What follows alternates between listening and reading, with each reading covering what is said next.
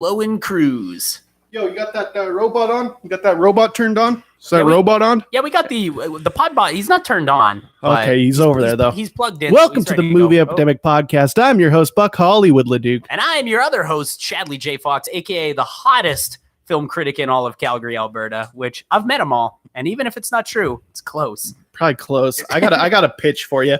So think about this for a minute. All right, I'm thinking.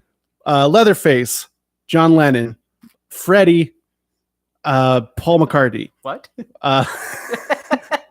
See, you're laughing, but you got to be on board with me for this. I'm listening. I'm still here. Jason, George, and Michael Myers, Ringo. Okay. Yeah. The Leatherface John Lennon thing is definitely right.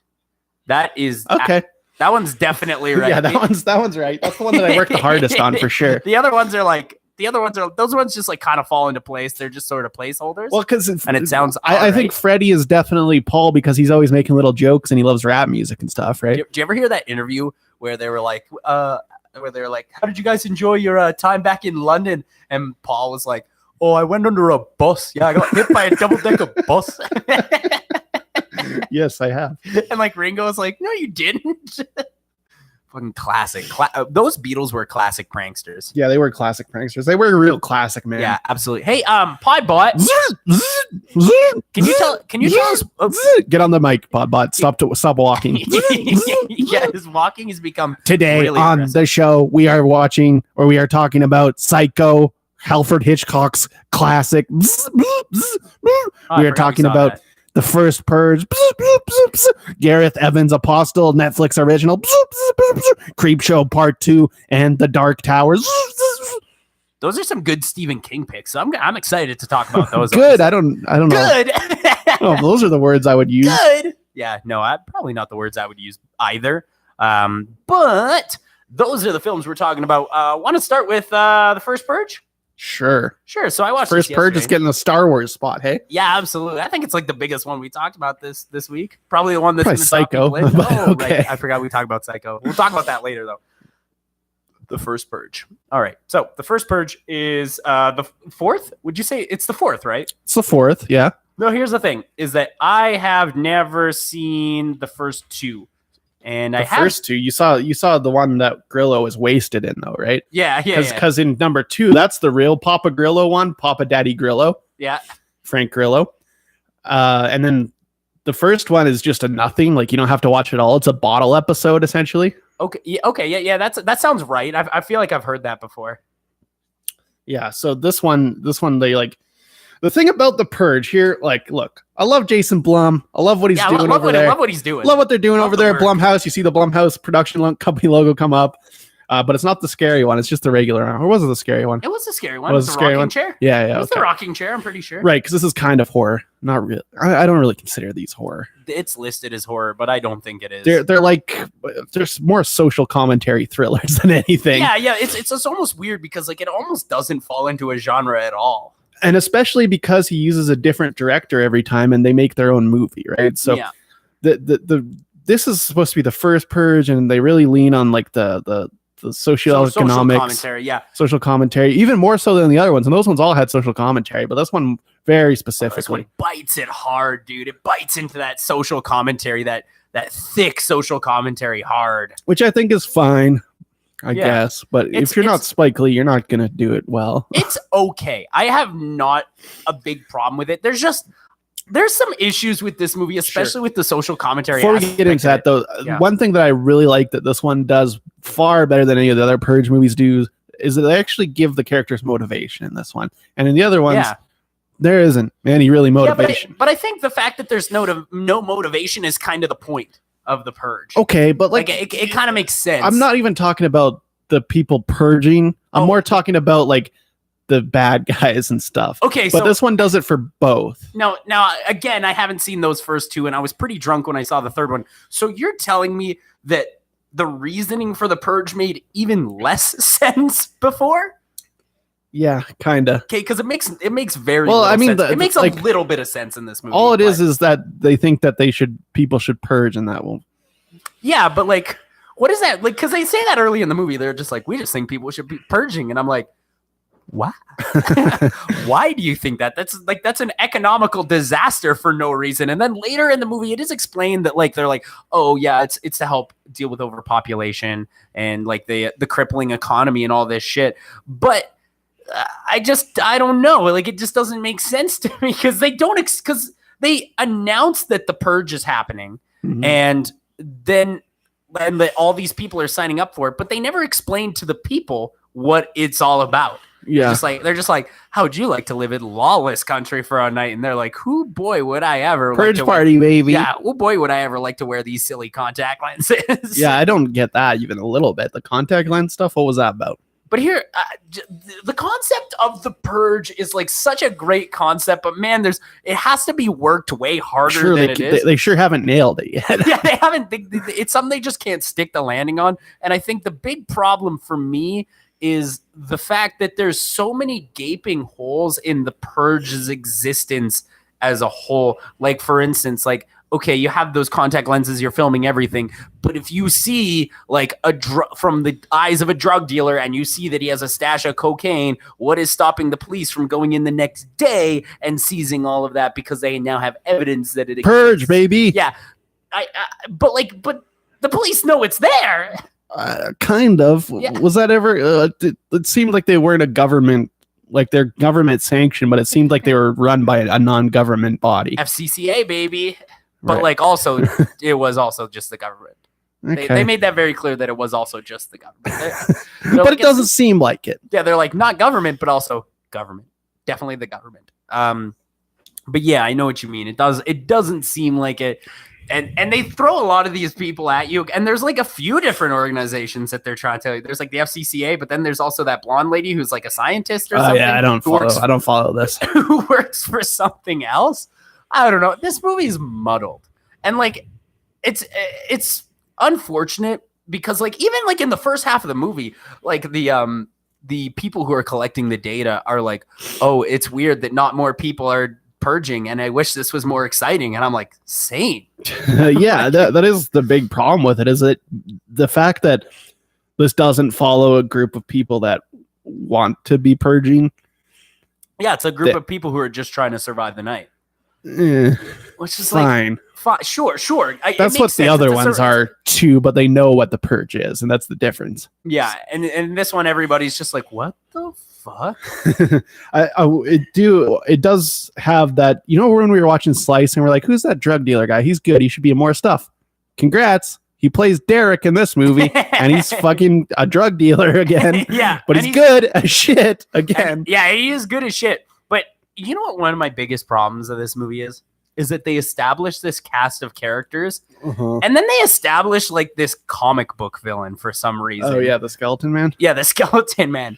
And then he's like, they just forget about that like halfway through the movie, and they're like, yeah, this isn't what this movie's about anymore. Yeah, until he comes back at the end, though. That's what you got to set him up for that. Yeah, I guess. Yeah, you set him up to come back, but like, there's like a good 40-minute section where he's just not in a movie. Not in a movie. There's like he does the thing where he's like, first purge, baby, and then he goes to the party and he starts killing people, and then he's like, can't run away. Where are you gonna run? And then he's got like the gone. Freddy Krueger mitts on. Yeah, he's got the fucking AIDS gloves on. Very powerful stuff. Yeah, and then like he's just gone for a while, and then he just come back at end. Yeah, I don't know, and like. I mean, given the content that we're looking at here, there is just like a lot of people just dying, and I mean, makes sense, I guess, but it doesn't leave for a very satisfactory ending. And then the ending, like up until the climax of this movie, I'm with it. I'm like, yeah, I'm like, fine. Look, I'm not having a good time, but I'm there and I'm on the train. But I'm fine. And then once they start messing around with the C4 and they throw a C4 out there and he shoots at the C4 and then he hides under a fucking mattress, like a C4 wouldn't take down that entire fucking building. I'm sorry, you Indiana Jones in a fridge? Like use a grenade or something that wouldn't destroy an entire building, like a plastic explosive.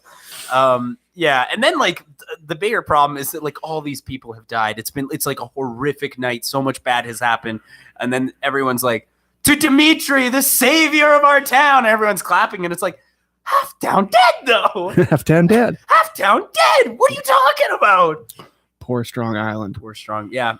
This one's weird too because the cops purge in this one, which is really weird. The cops just purge. Mm-hmm.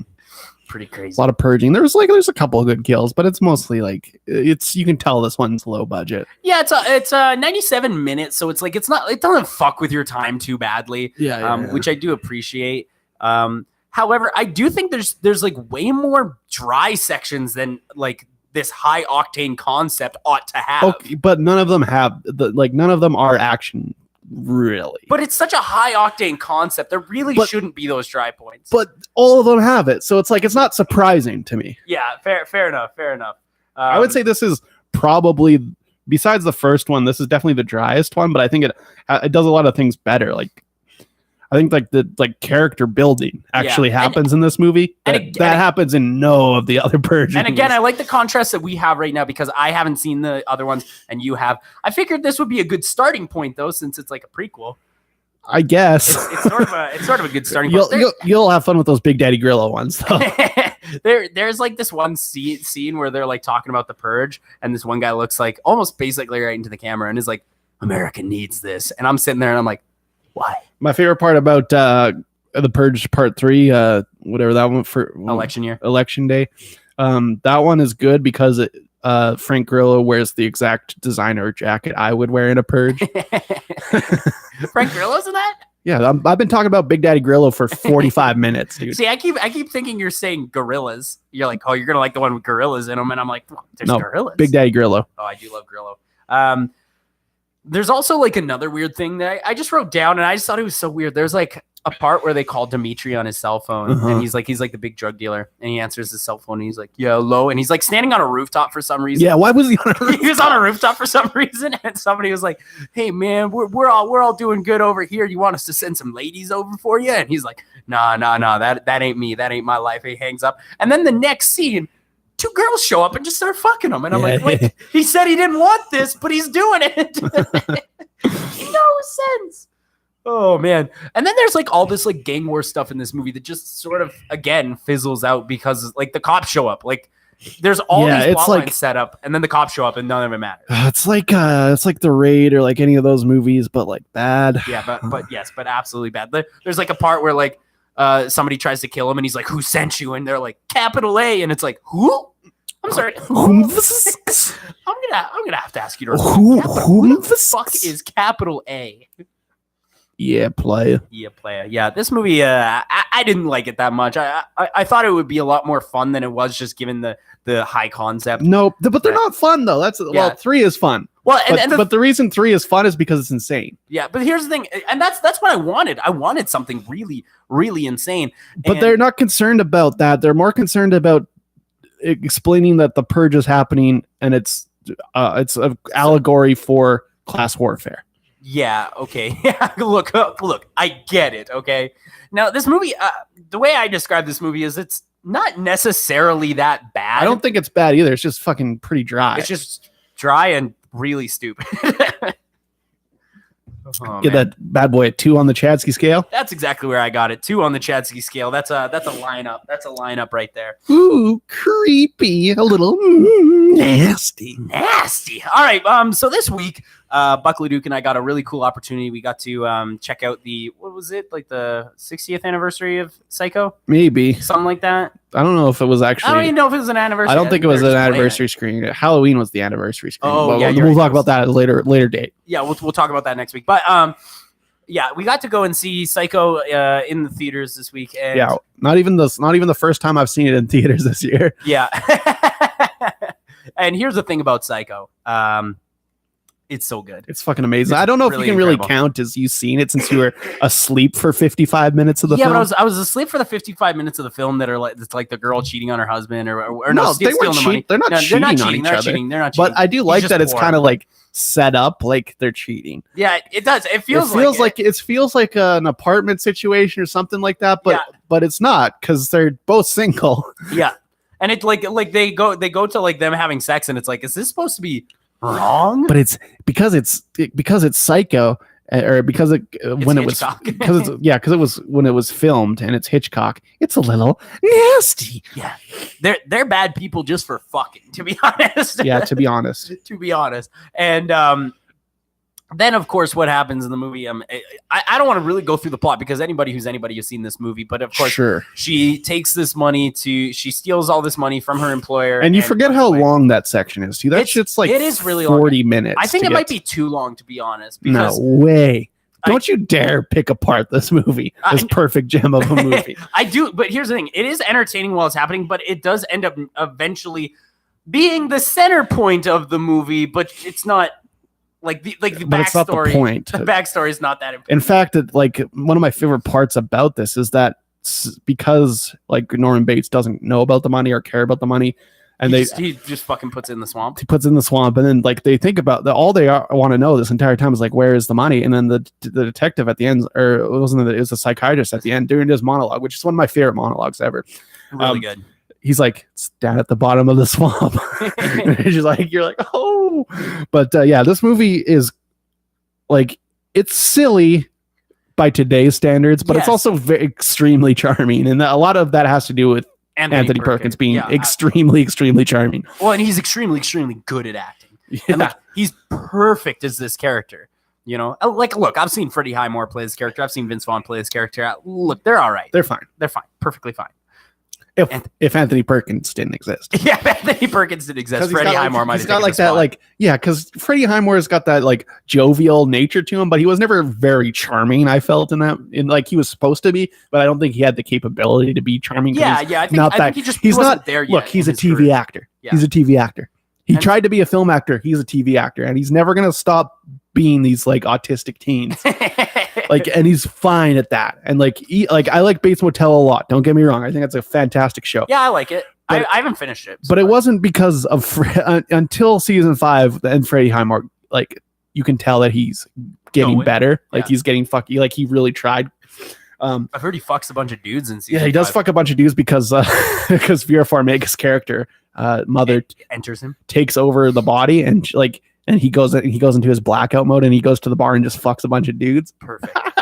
Hell yeah, dude. That's good stuff. But anyway, this movie it's the embodiment of essentially. It was probably like the first horror movie that transitioned us into the new era of horror films. Sure, it's the first slasher. Yeah, because you think back to like what was horror before then. It was mostly monster movies, right? Monster movies and like thriller type things. Yeah, like a lot of Vertigo. Satan cult stuff too. Yeah. Well, Satan cult was more 70s, but yeah. I was gonna say Satan cult might have been a bit later. Yeah. Than that, which I love Satan cult stuff. We'll talk about that later. Totally. Yeah. and you know who else does? Gareth Evans. Oh, he loves those Satan. But cults. We'll talk about it. Yeah. But I think like this movie's just so fucking awesome to look at because Hitchcock is the master of shadow and lighting. Yeah, like the cinematography is unparalleled. So like this is one of those ones that I in film class 101 you watch 12 times and you have to analyze every scene and like how well it's edited. Like you don't even think like if you're just watching it for the first time you don't even think about it. I've seen this movie 55 times. So I analyze every second of the movie.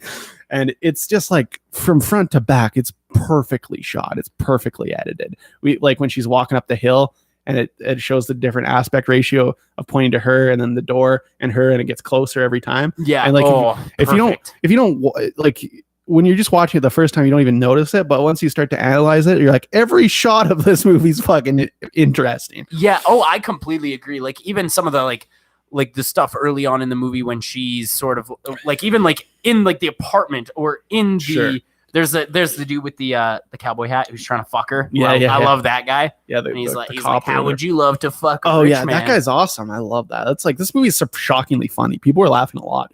Because it is really funny and like really well written. And I think Anthony Perkins is even pretty funny in this movie. He's funny. He's really funny. Especially like my favorite scene in this movie is when they're eating sandwiches in the parlor and it shows him with like that eagle above him. Yeah. And it's just one of the best shots ever. So good.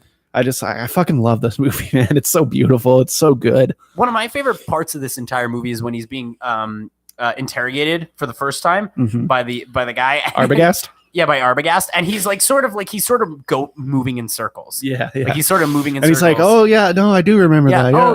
Yeah, her, yeah. I know her. Yeah. She had a sandwich in the parlor just back there, and she said she was hungry. I made her a sandwich, and like it's so good. Like the performance is so fucking perfect. Yeah. Like it's maybe one of the best performances I've ever seen in a movie, and I don't say that shit lightly. Yeah. Absolutely not. Did you catch right at the beginning? Hitchcock was wearing a cowboy hat, and he was standing outside of the store. I did not catch that. I pointed at it. Oh, did you? Yeah. Somebody behind me like caught it because I was like, oh shit. Somebody was like, oh, because it's like because he stands right where the guy with the cowboy hat that comes in directly after, right? Yeah. He's standing right up front, and it's Hitchcock with his fucking nose out, and he's wearing the black suit, but he's got a cowboy hat on, and you're like, oh shit, there he is, because he's in all of his movies. He's got to be in there somewhere. Fucking Stan Lee shit, but he doesn't talk. That's what I like about. Yeah, it's like Stan Lee, but they don't make it a bit. Yeah, it's more like an Easter egg. It's just slipped in there. Or you M. Night Shyamalan putting yourself in your own movies.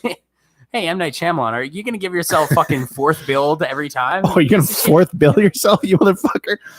You fucking guy. God damn, that guy. Like if Mel Gibson wasn't in Signs, M. Night might have been the main character, to be honest. That's hardcore player. Hardcore. Yeah. Yeah. Oh yeah. So then you get to the mother stuff, dude. The reveal. The reveal that his mother isn't even alive, like is really so crazy. Good, dude. And like, you know what's interesting about this movie? I bet you don't know this. This was the first movie that, like, because if you don't know, movies used to just play on a loop, like feature, and then the B movie. That's where B movie comes from. B movie, and then like the shorts, and then like intermission and stuff. Yeah. And you just pay 10 cents, and you'd walk in and start watching. You just start watching it, and then you'd play through. You're like halfway through the feature. You just wait for a couple hours. It comes around again. But Hitchcock was like, "Fuck no! If you're playing my movie, you're playing it from the start to finish." And that was the first movie that ever did that. Yeah, because that just seems because you can't, you can't come in for the reveal. Like it's too much. It's too much of a shocker. Yeah, I agree. That's really neat. Actually, I didn't know that. I did, however, also know that when they first showed this to test audiences, it had a completely different score, and people laughed at it. Right. Like, and they were like, "This is dumb. This is really stupid." And then he changed the score. Dude, that Psycho theme, we haven't even talked about it yet, but it's so good, dude. Dude, with that Saul Bass intro, that weird ass Saul Bass shit. Yeah. God, remember that episode when Kramer finds Saul Bass in a sauna? And he's like, Saul Bass is still alive. He's going by Salmon now. But what was I saying? Oh yeah, because like what happened was he had a different score on it, and people went in and they laughed. Like test audiences went in and laughed their way out. Mm-hmm. And then he was like, "Okay, I think this is the problem." He played it again with the new score, and people were like vomiting in the theaters. Oh, like yeah, people were pretty like running out of the theaters like terrified. Like, another thing, this was the first ever on-screen toilet flush. What? I don't know. It's just no one ever flushed a toilet on screen. Weird, right? Super weird. Yeah, it sounds wrong, but it's not. I did my research, dude. Yeah. Woo, interesting. But yeah, that's the shower scene, dude. There's documentaries on just the shower scene and how it changed cinema, dude. That's about the point where like I jerked up. Yeah, you were like right before, like yeah, so I was just fucking snoring out a big one. I don't know what it was. Like I was just fucking exhausted by the time we got there. That's cool. I fell asleep at like 11 last night watching Always Sunny, so it happens. But anyway, so I woke up right around and here's the thing is like if you're gonna sleep through a movie, for sure sleep through a movie you've seen 10,000 times. Yeah, that's fine. I wasn't gonna wake you up. You seemed like you were like in a pretty deep sleep. I didn't know if you had night terrors and you would start flailing. So start screaming. That's what's going to happen during the 12-hour movie marathon we're going to in a couple. Well, you're going to have night because no, that's what I'm saying. For me, you're going to have night terrors. I'm going to pass out. And I'm just going to wake up just screaming, and people are like, "There's not even anything scary on screen right now." It's like, but in my head, in my brain, that's where it's scary. That's the scary shit. That's where it's scariest, dude. These horror movies are really fucking with my brain, Chadley. It might hurt. We're gonna have to watch some fucking coming of age shit when we get into November. Well, we're going to the European Film Festival, and that's like all coming of age shit mostly. So, Perfect. But it's all like Romanian coming of age shit. So cool. Yeah. It might also still be weird. So it might be weird as fuck. So yeah, I mean, might be some Yorgos. Some Yorgos. I wish Yorgos was put in his new movie, but no, Yorgos is making English movies now. Like, yeah, that's what happens, dude. When you're like one of those foreign directors, you get good enough, they just gank you into But the thing Hollywood. about Yorgos is he's making like Killing of a Sacred Deer and The Lobster and this new one, the what is it called? Oh, The so he's Player still or making something? weird shit. He still makes weird shit, but they're like they're not in Greek. Like that's the only difference. It's the same movies. Yeah, so obviously, I mean, this goes without saying, Psycho on the Chatsky scale is a 5. Yeah, it's one of the easiest 5 I've ever seen. And like, if you get a chance to see it on the big screen, you have to. It was really I've seen it like 3 or 4 times on the big screen, and it's amazing. I actually was like pretty disappointed. I fell asleep for some of it. I am old now. I'm really fucking old. I'm tipping 40 now, and so like. And I haven't fallen asleep in a theater in a while. Yeah. It's been a really long time since I've done that. And so I was really disappointed that hey, let me fall asleep during Venom, please. Yeah. Oh, dude, I pray that I fall asleep during Venom. I pray. But it was Psycho, the fucking 5-star masterpiece that I fell asleep in. Fuck. Oh, well. Yeah, it's good. I'm actually shocked like how many good jokes land in that movie. Yeah. Like, even with like a modern audience, like those jokes, people are laughing. They're funny. People are having a good time. It's a funny movie. And like, I think people have like the misconception that it's because it's a black and white movie, it's going to be boring. It's not boring. No, it's not boring at all. Boring at all. It's the least boring movie maybe ever. It's one of the least. That's what goes for pretty much every Hitchcock. They're all not boring. Yeah, like no matter what you feel about any of them, none of them are boring. It's like you sit somebody down and you're like, maybe Rebecca a little bit, but you sit someone down and you're like, hey man, I got this movie. It's called Rope. It's in black and white and it's fucking Rope. And it's so one good. shot. And people are like, ooh, that sounds terrible. And you're like, guess what? It ain't. It was fucking Birdman of its day, dude. Yeah, dude. Fucking early ass Birdman. Well, it's like pretty easy to tell when someone's highly influenced by Hitchcock. Yeah, like an Añorita. Yeah, Alejandro. Añorito. What are we talking about next here, Chadley? Well, these are going to be the last 2 Stephen King movies that we watch before we hit the Calgary Underground Film Festival. Sure, we're not doing one next week, but the week after we'll have one for you. We'll have one for you. So this is sort of like our wrap up for Stephen King for the year, which is unfortunate because again, I wish we got to more stuff. Well, we can just keep doing them. We're just gonna have to keep doing them. No, we'll do them again next Spookytober. I propose we just keep doing them. Well, no, we got Rocky to watch. We got some Rocky. Sure, we got Rocky to watch. We do got Rocky to watch. We got 6 weeks of Rocky to give. Yeah, Creed 2's on the fucking cusp, dude. So these are our last 2 that we're going to be talking about. They are Dark Tower and Creepshow 2. Boy, I don't. Why did you pick Dark Tower? We'll talk about that in a minute. Which one do you want to talk about first? Dark Tower? Sure. Okay, so Dark Tower. Obviously, this is one of the most critically acclaimed book franchises of all time. I don't know if it's critically acclaimed. It's not people like it. People like it, but it's not even Stephen King's like most popular shit. It's the stuff he worked the hardest on, but it's not his most popular shit. Yeah, it's probably his longest running franchise. It's definitely his longest running. Because most of the shit he doesn't write sequels to. This is the only stuff he's only really do sequels for. Yeah, he wrote a sequel to The Shining fucking 90 years after the first one. Yeah, that came out like in 2009 or some shit.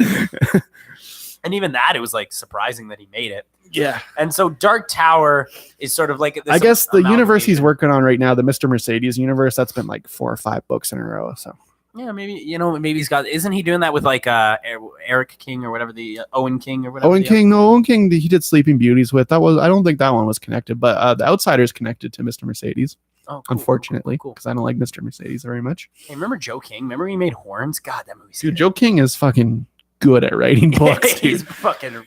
You know what I like about Joe King is he's Stephen King, but nastier. He talks about coming a lot more. Yeah, he's Stephen King, but he loves the juice, dude.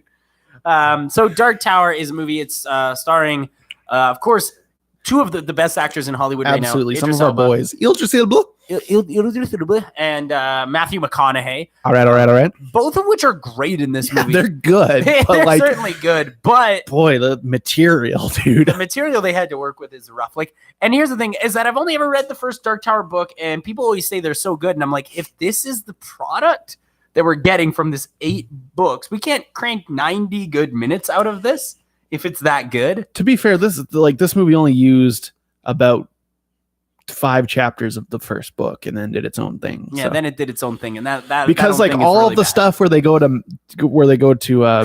what is it called, like Midworld or something? Mid-Earth, or is it Midworld? No, there is Midworth and like Practical Earth or whatever. Yeah, whatever. I watched this movie 3 days ago. I don't remember. He calls it like Core Earth or something like that. It's some sort of superhero bullshit. Yeah. But it doesn't matter. Either way, is they don't like this whole thing where there's a kid that comes in. There is a so kid. Dumb. There is a kid in the book, but it's not like this. He doesn't come from Earth and then they don't go back to Earth for sure. Oh, but that is probably my favorite segment. Oh, that is the best part of the movie, but also it has nothing to do with the fucking book at all. The book takes place in like lower world or mid world or whatever.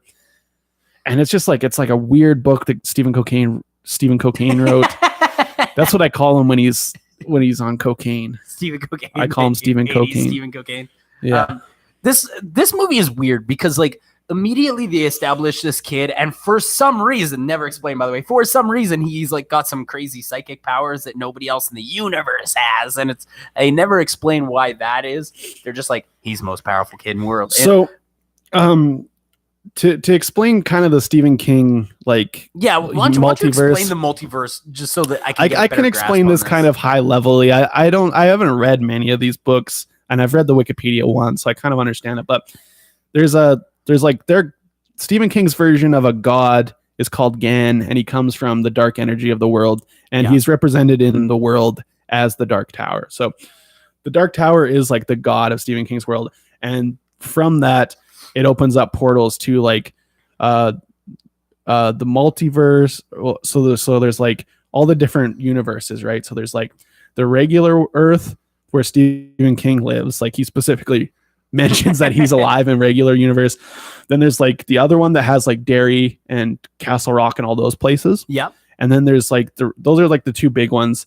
And then there's all the ultimate timelines, like the Stan timeline, the Cell timeline, and the one where JFK gets shot. Yeah, that's 1164. Yeah, so those all have their own timelines, but they're all connected, right? into the Dark Tower universe.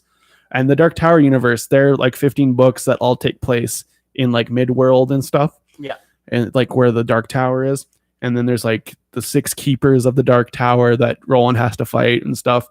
It's very deep lore, but all of his books are connected essentially is what you get from it. And the reason that there's like monsters and stuff in like Derry and Castle Rock and stuff and magic is because they're closer to the Outer Rim. They're closer to the Dark Tower stuff than the actual Earth. So okay, so then I have a big question. In 11/23/64, when he went back in time and stopped JFK from being shot, did he create a new universe? Yeah, he created a new timeline or an alternate universe, I think is what he calls them. Interesting, very interesting. But I do like that if you're an author where you're like, all my books are connected, bitch, and you're like, how? And he's like, there's a god and there's a Dark Tower, and you're like, okay. Like, there's a lot of universes, and it's like, yeah, but you could say that about fucking anything, really. You could be like, Lord of the Rings is in the same universe as Star Trek, 2 different universes. Classic. 2 different galaxies. Perfect. Yeah, perfect. So I'm glad that you explained some of that stuff because the movie doesn't. It doesn't come through in the movie, and they kill the Dark Tower in the movie essentially. Which hey, so how you try to make a TV show, you know? It doesn't make sense because like all these like the kid is in like 7 chapters of the book before he dies. Roland is the main character, but that's not what they do here. They Stranger Things up this shit. Get the worst actor of all time. This kid can barely deliver a line. The kid mostly just grimaces at the camera, looking right at the camera, like a lot. I noticed that he was looking at the camera. Notably, this is a movie that Stephen King likes and thinks is good. What? Really? Yeah. That's super crazy. But anyway, so the problem is that we have this main kid, and I hate so much about this movie. Like at the beginning, these people who were clearly hired by Matthew McConaughey come to his house and they're like, we're going to take you to a special kid camp. And then they try and kidnap him. And then Matthew McConaughey in the next scene is like, I don't know who the kid is. And it's like, what do you mean? Then what? You said people do his house. What the fuck are you talking about? And then like Jackie Earle Haley shows up and does nothing. Dude, I even forgot he was in this movie. Yeah, because I said that to you the other day. Yeah, we were talking about when we were at movie trivia and we were talking about Freddy Krueger. I'm like, what's that guy? His name like Earle Haley or whatever? And you're like, yeah, Jackie Earle Haley's in Dark Tower. I'm like, huh? You're like, is he? Oh man, huh? And then Idris Elba rolls up and he's like, I don't want anything to do with you, kid. And the kid is like, but what if I help you out? And then now Idris Elba turns around real serious. That's on brand for the book. Like he doesn't want the kid to come with him. And then the kid dies almost immediately, and he just fucking whores again. He fucks so many whores in the books. So essentially, the kid is like, but I can help you out. And Idris Elba, who just now had said that he'd rather the kid die, turns around and goes, I'm your dad. Excuse me, son. I'm your dad. I'm your dad. Because like it's canon that the kid doesn't have a dad, and then his mom dies in the movie also. So like Idris Elba becomes this kid's dad. And your mom also. I'm your dad. I know I have nothing. I'm not related to you and I owe you absolutely nothing, but I'm your dad. I'm Idris Elba and I'm your dad. Well, another thing too about Idris Elba in this movie is he's called the gunslinger, and doesn't really sling gun, you know, like there's a couple of times where he slings gun, but I was expecting him to sling gun a lot more, you know. Not a lot of slanging. It's mostly just him taking the guns out and shooting them, and it's like you got to sling them around a little bit. Now, see, what I find interesting about this is like there's the gunslinger and the man in black, and these two, like the point of the book that the book really drives home is that Roland's been chasing this guy for eternity. And they never meet, but he's always very close. They meet like 15 times in this one. Yeah, and like Matthew McConaughey just like shows up in a pawn shop and is like, "Oh shit, are you guys here?" It's like when Thor has the hammer and an umbrella, and you're like, "What's going on here?" But that like when they go like because there's like the first hour takes place in Midworld, I think, and there's like those what are the rat-faced creatures that Matthew McConaughey is in charge of? What? You gotta explain something here. What are they? Hey, also, Franz Kranz is in this movie. Oh, of course, Franz Kranz. And I really love him, but he is just playing Franz Kranz, which is fine. But his character doesn't do anything. He's just like a guy to be like, without giving you any information about it, he'll be like, the data's off the hook. And it's like, what data? What are we talking about? He'll be like, the data's, it's so crazy right now. It's off the hook. The data's horrific. Yeah, we've got so much data here. We've got oodles of data. Saudis did nothing. The Saudis didn't murder that guy. And then like Franz Kranz is like, the data's off the hook. And Matthew McConaughey's like, oh my God. And it's like, well, what are we upset about? It feels like there's 7 hours cut out of this movie. It feels like a lot, dude. It feels like it's 95 minutes. There's 15 books, and I don't even think they destroy the Dark Tower in those 15 books. Yeah, they were because this is like Dark Tower fan fiction, from what I understand. It's not close. Yeah, not even a little bit. There's also like the thing in this movie where they're like, "Oh, this kid is important and psychic because he shines," and it's like, okay, well, is this The Shining? Like, is this like The Shining, or is this a different thing? No, it's the same. It is the same? It's the same. Okay, because that makes sense, and that's kind of a neat connection. Yes, it is, but they botch it. They botch that also. They absolutely fucking do. But The Shining has something to, like, if you go in deep enough into the lore, The Shining is also a part of Dark Tower. It's like... Yeah, of course. Because it comes from the power of the Dark Tower, the god. It's like when you, I want to get more into this because it's like how I talk about the Lord of the Rings lore. Hey, why did they make Castle Rock? Why didn't they just make a Dark Tower TV show that was like this? Yeah, they should have incorporated everything, and they could have made fucking 20 seasons of that shit too. Yeah, because the entire point is them trying to destroy the Dark Tower, and you can just keep that up for a while. You can make Dark Tower into like a supernatural like show, you know, like Supernatural, where it's just like, yeah, all the monsters are there, and they just roll up. There's some kind of good monsters on this. Like, there's some scary monsters in this movie. Well, it kind of, but also this movie is weird because like it feels like it would have been okay if it was R-rated, but that's some PG-13 violence. It's some real PG-13. It's some violence. Total like Stranger Things monsters. Yeah, like the house monster, and then there's like the ones in the woods that are kind of good. I don't mind them. I don't think they're terrible, but they're not particularly scary. Yeah. And then this is the best content ever though. Once they get out of Midworld and come back to Earth. Oh, I'm checked out by this point. But this is the stuff you love, is fish out of water stuff. Oh no, this is not when this is when I check back in. I lied.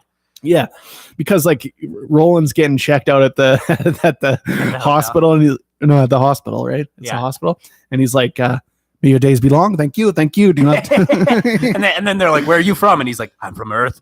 I'm not from anywhere else. I'm from Earth. I'm from Midworld. I mean Earth." Yeah. God, I wish this movie was good and was about anything. Because then, like, they also like hook this kid up to like this machine that for some reason starts breaking the Dark Tower, and it's like, what is this machine?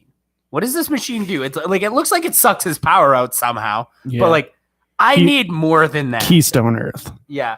Oh, Keystone Earth. Yes, you're right. That is what it was. Yeah. And then like there's also like another part where him and Idris Elba are walking around on the street and someone grabs him and was like, I used to be a shiner too. And it's like, who the fuck is this guy? Who's this homeless guy who just knows what's going on? Yeah, it's really crazy that this movie was even made, to be honest. It made a lot of money. It's not the full script. Like it can't be. Can't be. Cannot be under any circumstance. This movie was $2.15 at some point. To be fair, to adapt The Gunslinger, the book The Gunslinger, that almost wouldn't even be a movie because it's almost not even a book. It's just a collection of words. You know what? As someone who's actually read that one, I kind of agree. Because like the first half of it, he's fucking that whore in the town. Yeah, because I would say there's as much plot in that first book. And then there's 5 chapters of him with the kid, and then there's like 2 chapters of him chasing the man in black, and you're like, all right. And even Stephen King's like, yeah, The Gunslinger isn't my best work. It's like I was Stephen Cocaine when I wrote that one. Yeah, I also love that they're like, we're gonna make this really scary bad guy, Matthew McConaughey, call him the Men in Black, and they're like, what's his name gonna be? I don't know, Walter. No, it's Randolph, isn't it? Randolph. No, I'm pretty sure it's Walter. I have Walter written down here. Oh, okay. Randolph is also silly though, so that could also be right. Yeah, maybe. I don't know. Yeah, Walter. Oh, Walter's. That sounds right. Yeah, it is Walter. I know for sure it's Walter. So this movie is fucking horrible. Yeah, like, it's fucking so bad. This is gonna get the legendary Chadley scale half star. I'd give it a 1. You give it a 1? Yeah, I cannot in good conscience. This is putrid. Yeah, and you picked it. Yeah, I told you not to. I begged you not to. I know. I just wanted to see it because, like, I don't know. In fact, I begged you not to. For some reason, despite your review and many reviews I've read, I thought I would like it. I honestly thought, like, I think I'm gonna be the one who beats the odds. I think I'm gonna like this movie. I did not like this movie at all. Easiest fucking half star in a while. Brad, you're savage. Yeah, I am. Yeah, somebody commented that on this review. Somebody just goes like, "You're savage."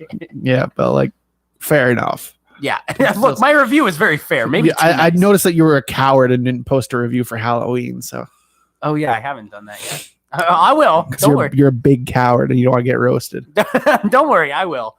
Coming up next, we got Creepshow 2. Oh, Creepshow Part 2? Whole fucking thing is on YouTube. Part 2, dude? Yeah, whole movie's on YouTube. I watched it on Shudder in glorious 4K. Really? I watched it. Yeah, it was awesome. It was really good. I watched it in YouTube in fucking 180p. It was like 480, I think. I sent you that link. Yeah. See, because I knew you wouldn't buy a Shudder account, so I'm like, is this online? Because I don't want to get a copy for him. Yeah, and you don't want to have to fucking give me your Shudder password because then I'll use it way too much. Well, I might give you my Shudder password because I literally never watch anything on there. So Creepshow Part 2. So obviously this is a sequel. We watched Creepshow 1 last year. Yep, George Romero. This year. Next year it's gonna be Creepshow 3. It is. We will be watching it next year. Which I believe is has a way lower budget, and apparently it's very bad. I've heard it's quite bad, but I think it's also on YouTube. Is it? I think Creepshow 4 is also on YouTube. I didn't even know there was a Creepshow 4. Yeah, I saw something on YouTube that would say Creepshow 4. Wow. Full movie. The Shudder original Creepshow. That might be fun, though. Yeah, that is going to be good. We're going to watch the fuck out of that. So Creepshow 2.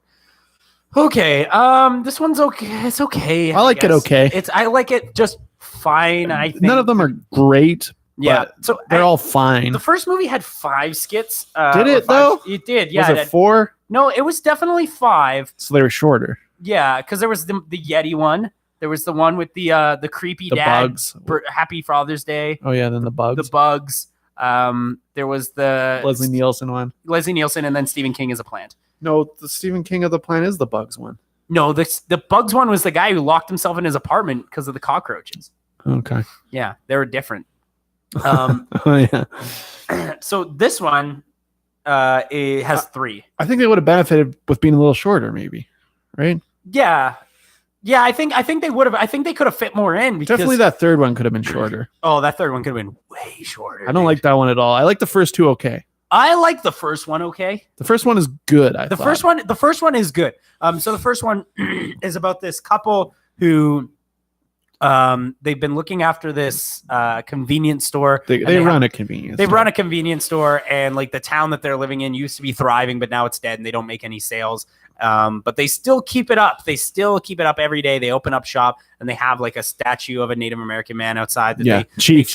Chief. And they make sure to give him a new coat of paint and take good care of him and shine him and all that fun stuff and do all that. And one day these fucking gooners come into... Well, no, that's not what happens exactly. The chief comes from like the reservation and he's like, my people have like so much debt. I'm going to give you these treasures, like necklaces and stuff. Yeah, to hold on to. To hold on to for two autumns. And if we don't pay up by then you can keep this stuff. It's worth like 10 grand. And then that's when these gooners roll up and they gank all this shit. And they gank all this shit. They threaten to kill everybody. They do kill everybody. They do kill everybody, and there's like the native guy with the long hair. He's like, this is my Hollywood hair. He's like, I'm gonna go to Hollywood, baby. It's my movie star hair. My favorite thing is he's just started saying Hollywood names. He's like, Hollywood Leduc. He's like, such and such an actor. Yeah, I'm way better looking than that guy. I'm way better looking than Buck Hollywood Leduc. He says it in the movie. Go look. Go check it out. Yeah, it's on YouTube. Go take a look. And the weird thing is, the movie came out before Buck Hollywood Leduc was alive, but he does say it. Okay, that's kind of true. It's close though. Very close. Yeah. And so once they do that, essentially all the people who were involved in the robbery get hunted down and murdered by the statue. Yeah, which is like it's okay. I like that a lot. I like it. I don't love it. Come on, that's fun. A lot of the kills are sort of off screen and like because like who's directed this? Michael Gornick was clearly he was playing with shadows, right? Like he wanted to do some cool stuff with shadows. What I find weird about this movie is it's like clearly like aimed towards kids with all the comic book stuff, but then it's filled with profanity and like titties and stuff. Yeah, a lot of nudity. Yeah, like all this stuff just plowing through this movie, and like it's like a shocking amount of profanity. Like when he's robbing the store, he's like, fuck this cunt, fuck all this, fuck cunt, and you're like, oh, that's like a lot of that's violent. How much profanity is in this? It's way too much. Way too much. I do like the first. I think the first one's good. The first one is definitely the best of the bunch. I would agree with that. I don't think it necessarily stands out like. No, it's not as good as any of the ones from the first one. Yeah, I agree. It's the best one in this, but like the first one had like the Yeti one is pretty great. Like even like the bug one, I don't really hate that much anymore. Yeah. But then the big draw to Creepshow Part 2 is the transitions. Sure, that stuff's really good because like it's like fucking Zelda's CD. Yeah, that's Zelda CDI animation, which looks fucking super whack and silly, but it's a lot of fun. Oh, yeah. And fucking Tom Savini's in there. Oh, like, Savini's the best, dude. Yeah, he's fucking playing a silly, gross monster, man. And here's the thing, is that like, if you thought Stephen King acting in the first one was really, really whack, check out Tom Savini's fucking crazy prosthetics in this movie, because he plays the creep, and he's like the narrator. And he's animated for most of the movie, but not at the beginning and not at the end. Savini acts in a lot of stuff, though. Like, yeah. This is kind of early in his acting. He's probably the best actor in this movie, to be honest. Yeah, sure. For sure, the best actor in this movie. So, again, this was written by George Romero. Yeah. This one was also written by George Romero, was also based on Stephen King short stories. Not really, though. That's what it says in the credits. What short stories are they based on? I've never read any of these. They're probably deep. Is there? Did he write a fucking Indian store murderer one in a Playboy somewhere that I haven't heard of? Because here's what I bet you. This beer, by the way, is fucking terrible. Here's what I bet you did happen, though. Is that I bet you Stephen King and George Romero were just shooting the shit, and Stephen King was like, man, it would be really whack if such and such a thing happened. And then Romero was like, can I put that in Creepshow? Stephen King's like, yeah, credit me. I guess you got to credit me. yeah, you got to credit me. You got to let me be in the movie. Yeah. So the second one, The Raft. Yeah, this one's bad. No, I don't like this one's scary, dude. This one makes me fear the water. I don't think the raping stuff has aged very well. There's a weird raping scene in this. Yeah, where he tries to rape the girl. Yeah, perfect. Yeah, and like she's asleep and he's raping her. Yeah, it's really very strange. But I do think like the effects of that, like the monster in the water killing them, is very frightening. I mean, it's okay. It's again like it's just extremely frightening. Yeah, it's just like I just feel like each of these they're 30 minutes and they take far too long to get to the idea that they have no time to really focus on the actual concept and focus on the actual characters, which is weird because I feel like Creepshow 1 did that well. Like the Leslie Nielsen character in Creepshow 1, that's a well fleshed out character, but this movie doesn't have any of that. And so what this one is about is that these people, they swim out to the dock. They're swimming out to the dock, dude. The raft. Yeah, they call it the raft. It's clearly a dock. No, it's the raft. It's the raft. We are Venom. We are Venom. And so they get to this raft and they realize that there's an oil monster in the water.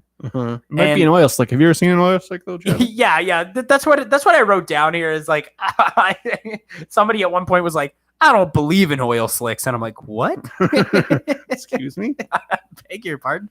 This is a prime example of the classic joke about Stephen King, like just running out of shit to talk about. So he's like, what about one book about an evil oil slick? Yeah, get him, evil oil slick. And then even like the last one where it's like evil statue man, get him. Hey, get him. And so this one's really dumb in the fact that it's mostly just these kids standing on a dock and like it's mostly suspense. Yeah. And like that's okay. That like that stuff is totally fine. I don't want to rip this movie apart because I don't think it's that bad. But I just think it's too dumb. Like the first one was dumb, but it was also like scary. It does feel like they're trying to push like a message too hard in all of these ones. Like everyone has a message. This one's environmental. The one before is like pay your debts. Yeah, well, yeah, that and like just like the correct treatment of like Native Americans, stuff like that. And then the third one is like don't cheat on your husband and stuff like it's all. The problem with that is that it can be done well. Have you ever seen Tales from the Hood? No. It's an anthology movie that Spike Lee executive produced. So it's political as fuck. Yeah, but they're actually scary also. Oh, that's cool. So it's like it's really good. It's an easy 5-star. I watched it the other day. Yeah. But this is like kind of an example of not a very well done anthology in my opinion. I agree. Like, and again, like the whole thing is made by Michael Gornick, and like I would be fine with him directing one of them. Look, the only reason I was okay with the last one being fully directed by George A. Romero is because it was George A. Romero. Yeah. You know, like a dude who's already perfected this. I like the ones, you know what I don't like though? I don't like the ones that have 25 directors, like ABCs of Horror and stuff. Well, yeah. 26 directors, I guess.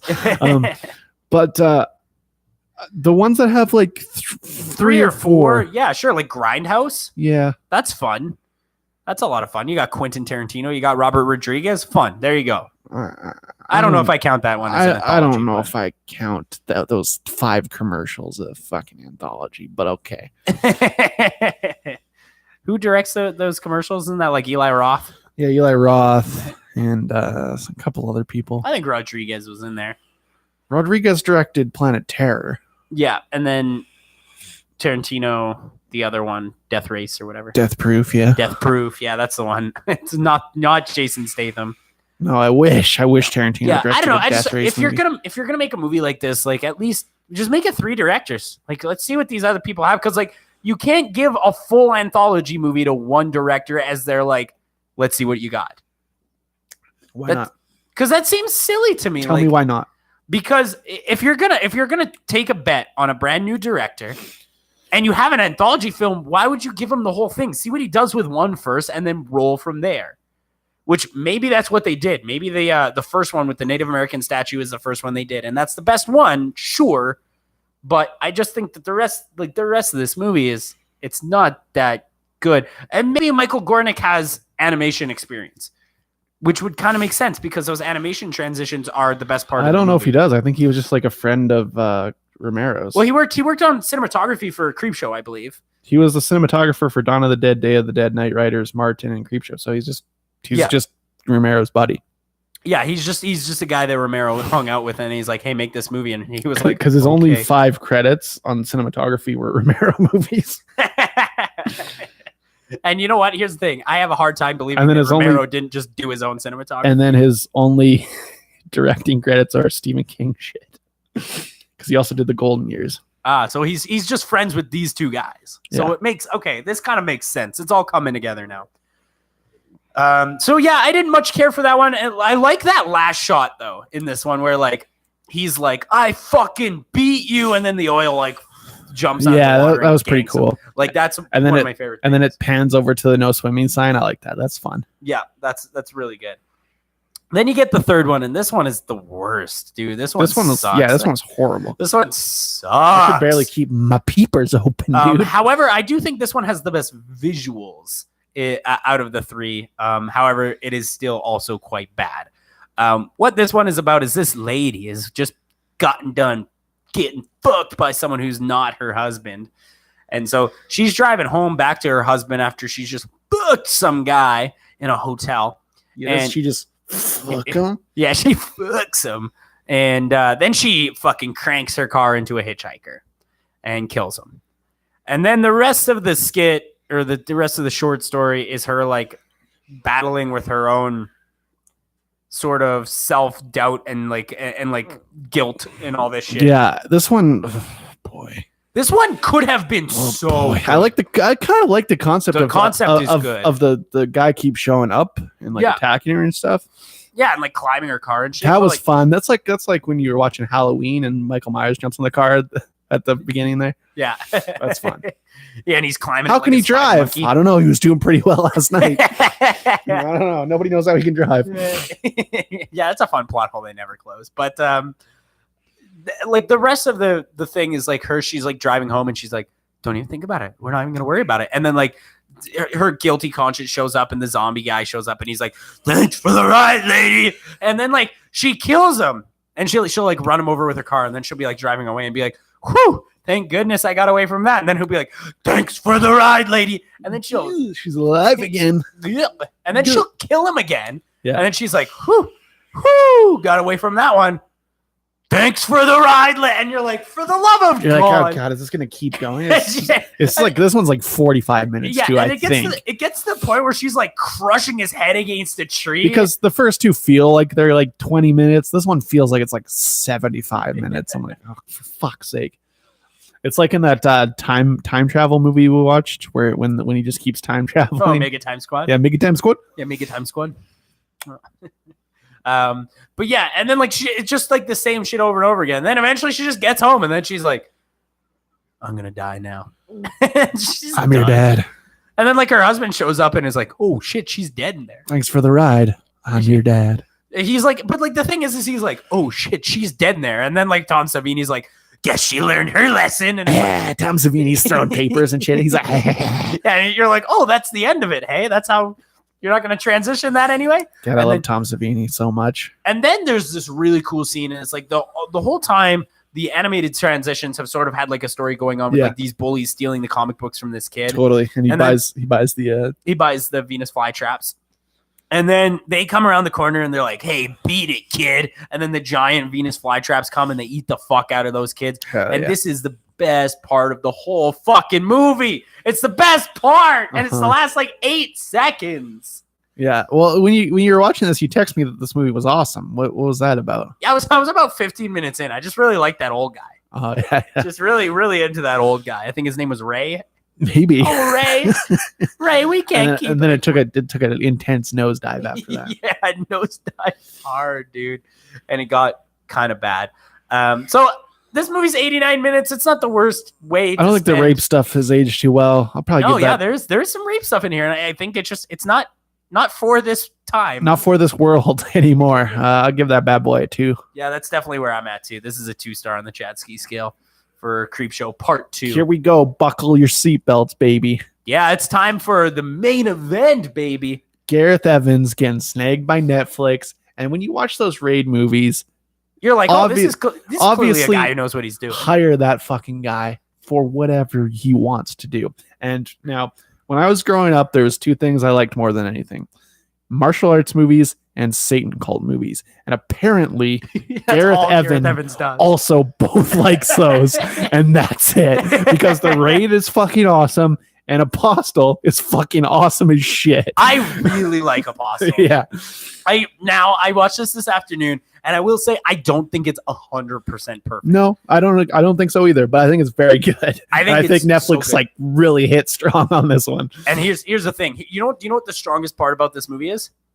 Performances. Absolutely. Dan Stevens is fucking amazing. He's really good. Hey, but here's the thing. Remember when we watched Blade Runner and it's like, oh, this is just Ryan Gosling looking at shit. Nah, don't worry. This is just Dan Stevens looking at shit. This is Dan Stevens looking at shit. He's just looking at shit. I'm glad you're on the Dan Stevens train now and you'll go watch The Guest finally. I probably will watch The Guest. Because The Guest is he's just as good in The Guest. Cool, gotta see that. And The Guest is a slasher movie. But here's the thing, is that Dan Stevens is not the best actor in this movie. That is reserved for good friend Michael Sheen. Friend of the pod. Fuck, I love him, dude. Sarah Silverman's ex-boyfriend. Yeah, God bless. God bless him. Yeah, God bless for getting out of that, buddy. Good call. Good call. And he is so fucking good in this movie. God, he's good. He's so good, dude. Really, Every time he was on screen, I'm like, holy fuck, how could someone be that good at acting? Hey, why does this guy not work more?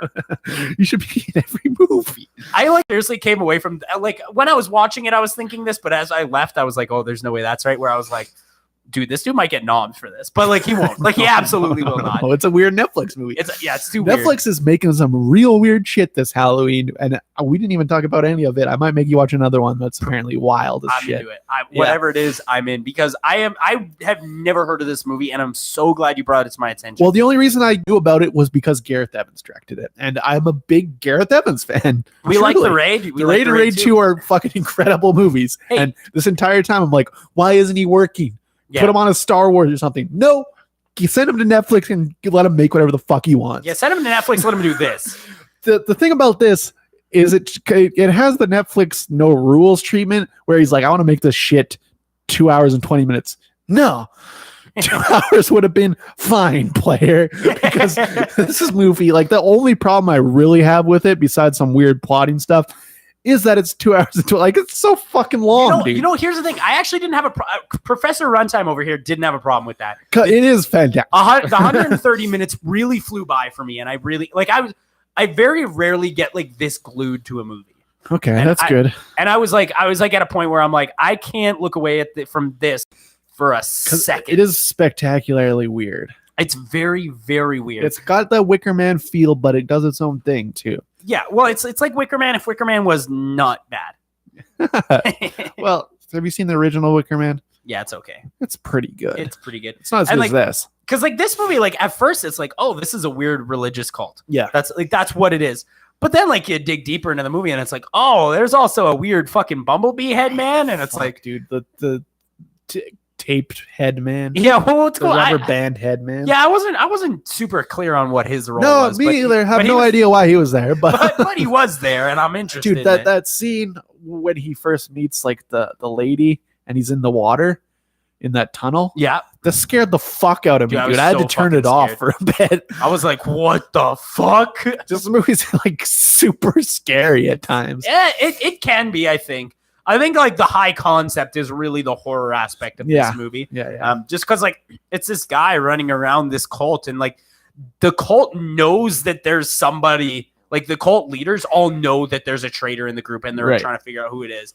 And you're on edge, and you're this fucking guy. There's that scene where he's going through the Bible and getting people to quote verses. Yeah. And it's not the Bible; it's his version of the Bible or whatever. Yeah. And he's going through everyone, and he's almost at Dan Stevens, and you're oh my holy fuck, Jesus, because you're rooting for Dan Stevens in this fucking movie. He's trying to find his sister. He's this movie's good because all of the motivations are in the right place. Right. Well, so we should explain a little bit about what this movie's about. We've been talking about it for 20 minutes now, but we've not explained what it is. It's essentially a movie about a religious cult, and Dan Stevens' sister gets kidnapped for ransom. And then they want to do a ransom because, they don't really explain that until later. Yeah, they do sort of. They ask for the ransom at first, but then later they do explain. They explain that in heavy detail. Yeah, they do. But like at the beginning, you're like, well, what's going on? Why do they want a ransom? Why is it? Well, especially because they're like, we're in a land with no money, and it's like, why do they want the money then? I don't get it. Yeah, because like all the crops are dead, and they're dead because there's a demon or something. But here's the crazy thing: is that like you have Dan Stevens, and he's like, that's a 3-dimensional character right there, perfect. Totally. And then he goes to this cult, and you're like, okay, so here are the 3 cult leaders. It's Frank, Quinn, and Malcolm, and these guys are all 1-dimensional evil villains. But then they all come full circle. Like all 3 of these dudes who are like the bad guys in this movie have legitimate personalities and motivations. Totally, they're all different too. Yeah, and they're all different. And like Malcolm, who is of course played by Michael Sheen, is easily probably the best circle of the entire movie. Because like at the beginning, they even like, circle him out at the end of the movie, and you're like, that's the story circle right there. Because the thing is like at the beginning of the movie, you're like, this is it. This is the one. This is the bad guy in this movie. But by the end of it, you're like, he's not even the bad guy. Really. He's not even the bad guy anymore. Like he's more on the side of the heroes, but like almost on his own side more than anything. And it's like, cause it's that kind of gray area that you don't see in movies too often. Well, not big screen movies, at least, and not like a Black Panther or a Infinity War. There's no gray area when it comes to those movies. You're either warmonger or you're Black Panther. You're either Venom or you're other Venom. We are Venom. Dude, people got so mad at our review for that. We are Venom. Yeah, people didn't like it, but we were right. We are right. Super correct. We are right, and I will not back down from it. And you know what? If you didn't like our review of Venom, then you guys might not like the episode. 37 minutes, boys. You might not like the episode that's launching on November 4th when we talk about the 50 worst films of all time. Oh, boy. Here's what I can tell you. Venom probably made it. I haven't made my list yet, but Venom probably made it. I've made my list. Venom made it. Holy shit, dude. Don't want to give too much away, though.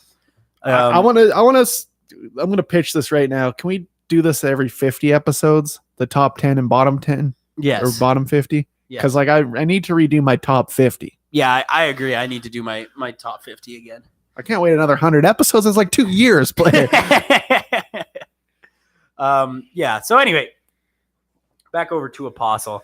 All the while Dan Stevens is doing that, there's also a secondary plot line, which I also really like. Yeah. Where we have what's his name? Bill McMilner, whatever his name is. I don't remember his name. He's young Magneto from X-Men. But anyway, he's little fast finger. Yeah, tiny fast finger. The tiniest fast finger. Tiniest fast finger. Extremely fast, extremely tiny.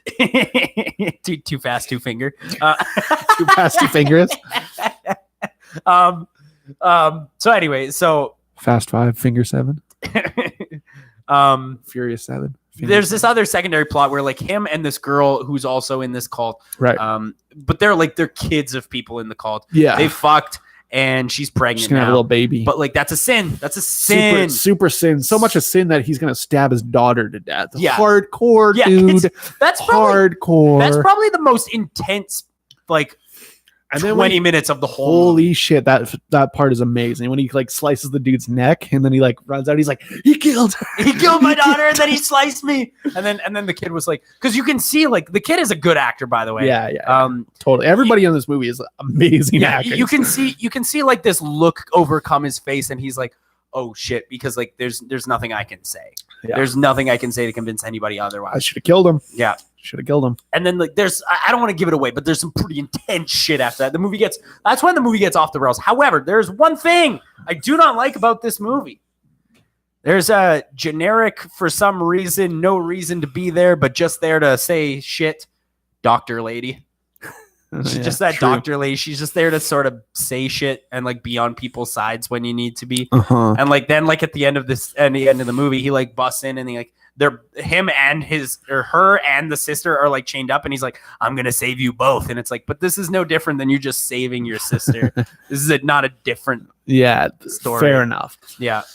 This movie has so many like intent, like the meat grinder part where he's fighting the fucking elastic band head man, and he gets his hand like fucking jacked up. In there. Gets fucking, and you see his fingers dislodged. Oh, dude, because like this movie's fucking gross, by the way. Because Gareth Evans is on that grotesque shit. Because he's like, he made those movies where people kick people's heads in and they explode in the raid. Dude, people's heads explode. There's a scene in this movie where a guy fucking slowly cranks a screwdriver into a person's head, and you see it. You see the whole thing, and it's worse disgusting. than any Saw movie. It's way worse, dude. It's fucking disgusting. And then there's like Netflix. They ain't no rules player. And then you want to show this shit? The They'll kid has show like this the shit. gaping hole in his head, and he's just like sickening. And he's dude. like putting shit in there, and you're like, that's fucking gross. That's the closest I was like vomiting when they showed the head. Yeah, when they showed the hole, and they put stuff in there.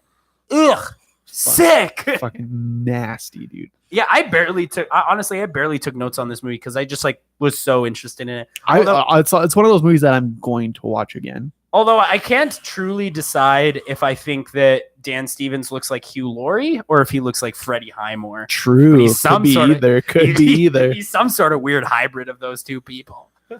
Yeah, but I'm glad Netflix is starting to hit some. I'm wondering if this movie accidentally was supposed to come out in 2015. You know why?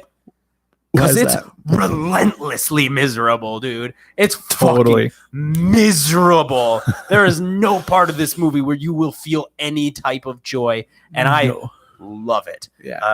Like I said, it's also just like shot so well, and it's like gray. It's like that gray sepia tone, and you're like, why is this shot so well? I do think at times the movie does have a little bit of trouble explaining itself.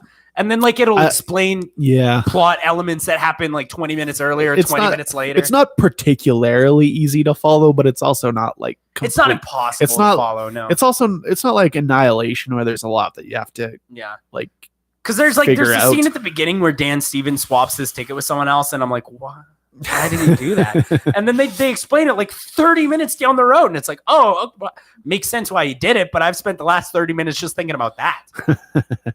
Yeah, no, this movie, it's good. It's not perfect, but it's certainly good. I agree with that. I just think, like, compared to, like, some of the other movies we've seen this year, and this compared is like to the Netflix shit we've seen, especially the Netflix series, this is far and above some of the stuff we've seen this year. I definitely agree with you. I don't think it's perfect. I don't think it explains itself a lot of the times. I think like a lot of it's almost too weird. Yeah. But I don't know though. I kind of like the weird like fucking plant god lady. The plant lady, that shit's some of the best stuff ever because it's like it's horror, but it's like Cronenberg shit horror. Mm-hmm. It's not like full horror. It's body horror. Yeah, this is like almost like this is a mix between the Satan cult and body horror, which are my two favorite genres. So it makes sense that I love this movie. Yeah. I agree. And of course I obviously really liked it as well. Fucking Gareth Evans, like he's the dude. Yeah. He's one of these dudes. He's one of these villain dudes that like I'm excited for him to get like bigger pulled into the Hollywood system, but like I'd rather him kind of do his own shit. I'd rather him make more movies like this and like because like the thing about Villain U is he had like a solid 15 years of not being in the Hollywood system to make some really weird shit, and he did. And then like kind of shit in the Hollywood system like Arrival and Blade Runner have been awesome. Yeah, and Prisoners, Sicario. I don't know. I don't really like Sicario that much, but like Prisoners is people amazing. Like it though. People do like it. Prisoners, Enemy are awesome. And then all of his French shit is fucking incredible. Whereas Gareth Evans has only had The Raid, and then this, and now he's in the Hollywood system. Probably he made The Raid, then he made The Raid 2.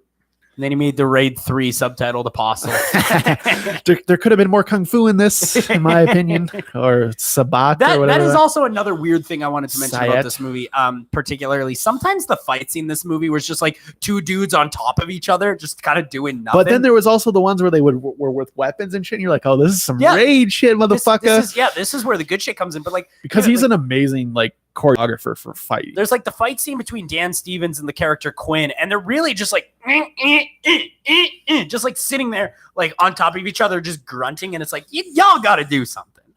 They're not really fighters though, that's the thing. Yeah, and I get that. It just it doesn't make for a really good visual. Anyway, I like this one a lot. I like the 4. I don't think it's quite perfect, but it's very close. Yeah, that's where I've got it. I've got it pegged at I don't 4. do halves. I'd probably give it a 4 and 4.5 if I did halves, to be honest. Like I like it quite a bit. I think I'm happy with the 4. I think I'm happy with You're happy with the 4? Yeah. 4. Fair enough. 4 rating. Next week on the movie. Oh, hold on. Hey, Podbot. Podbot, why don't you tell everybody about the Halloween? I'm low on power. You need to plug me in. Shut up. You need to plug me with your wiener. Plug me with your wiener. Shut the fuck up. Charlie, did you fuck this thing and it charged it? What the hell? Yeah, dude, friction. Podbot, why don't you tell everybody about the special week of Halloween material we got?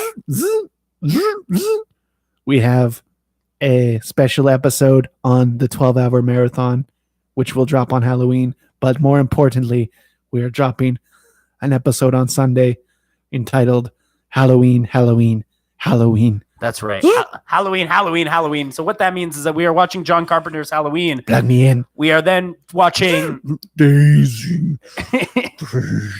Shut the fuck up, podcast bot.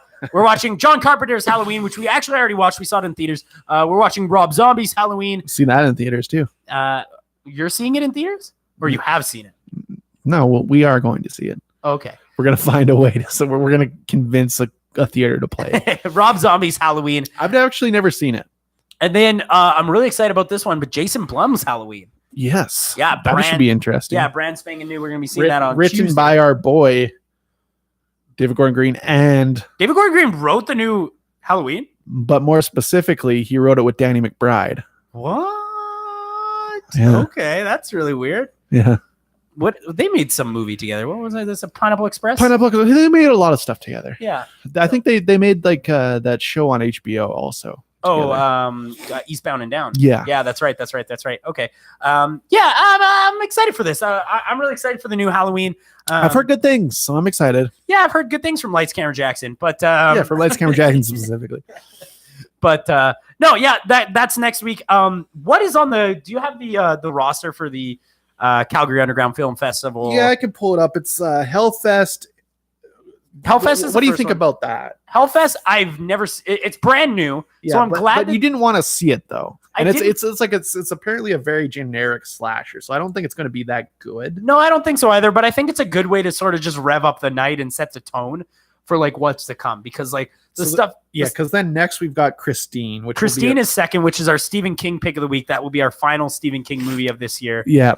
And then we've got Murder Party, the Jeremy Saulnier movie. I've seen it before. I've had multiple people tell me this movie is You'll like it. It's good. I don't really want to watch it again. That's the thing. It's like one of those one-time watches. Like Jeremy Saulnier of he did Green Room and Blue Ruin.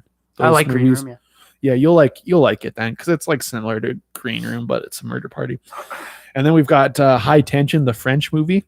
High Tension. I've never heard of this one. So this one's like one of the goriest movies of all time. Oh, fucking thank Christ. You know what they should have played? What was that one? What's that called? That movie about the lady, and it's like a French movie, and it's about the lady, and she's pregnant, and it's Christmas Eve, and then someone breaks into her house on Christmas Eve and cuts the baby out of her. And it's like fucking really gross. I don't know. I've never seen that. It's called Inside. Dude, you got to fucking see Inside. It's that sounds good as hell. And then we've got Graduation Day, which I've never seen. I'm excited to see that one. I've never seen most of these except for these next two, which I know what the next two So then we've got House of a Thousand Corpses, Rob Zombie. I've seen that. I like that though. I like it too, but I also don't really want to watch it on the big screen, but I will if we make it that far. If we make it that far, yeah. Because last year we made it 4 movies in and then we died. Yeah, and then we didn't prepare last year. No, we did. But this year I'm bringing snacks. We're gonna go. I'm gonna bring like 5 liters of water because you need to chug that shit. I'm not gonna drink any beer either. Yeah, we're not gonna drink because like last year we started drinking immediately. This is a marathon. You have to prepare for it. It's not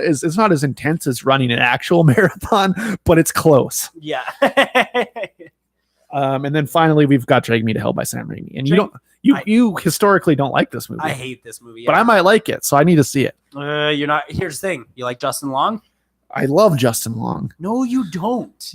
The fucking walrus movie, Tusk or whatever. Oh, yeah, that's right. You like Tuskegee. I love Tusk. Tuskegee, Mr. Tuskegee. Mr. Tuskegee. I hate that movie. No, I love Tusk. I think Tusk is fantastic. Tusk is fucking not good. So rest in peace. That's cool. And then you know what we have after that, Chadley? Might as well break it to him. Episode 200. Episode 200. The bottom 50 movies of all time. November 4th, bottom 50 worst 50 worst films of all time. I'm curating my list. I have been for a while. Dude, it's going to be a hotly curated list. Yeah, I'm trying to make it not like mostly the shit that you expect, but there's some shit you're going to expect. And now for the first time in a long time, we have the next 5 weeks planned out. So episode 201, we're going to the Calgary European Film Festival, baby. Yeah, it's going to be fun. It's going to be fun as hell. Yeah, it's going to be really, really fun. After some time off, we get to go to the Calgary European Film Festival. At our favorite place, the Globe Cinema. Go check it out if you're in town. Yeah, we're going to be there. We're going to be there. You can come hang out. Come hang out with us. Yeah, you got you got a copy of what's Harry and the Hendersons you want us to sign? We're in.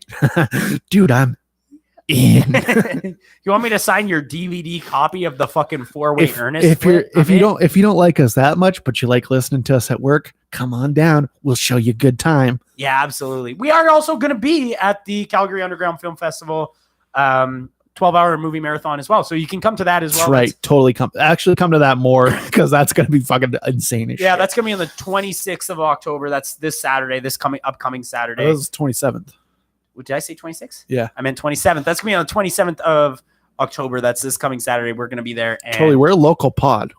We're marketing towards our local people. Yeah, thank you. Thank you to everybody who listens from Calgary, but also if you're listening from somewhere else, fly in. Hey, fly in. You can't stay at the studio, but you can stay in Calgary somewhere, I'm sure. I'm sure there's hotels. I'm sure there's Airbnbs, player. You definitely can't stay here in the giant studio, but you can stay somewhere here, I'm sure. You can follow me on Twitter at LessCoolDude. What's the socials there, Chadley? Socials are Movie Epidemic on Instagram, Movie Epidemic on Twitter, and Punch Nerds - Movie Epidemic on Facebook. You follow all that, you're going to know what we're going to talk about. You get a little sneak peek every week, and you get to know when all the episodes go live.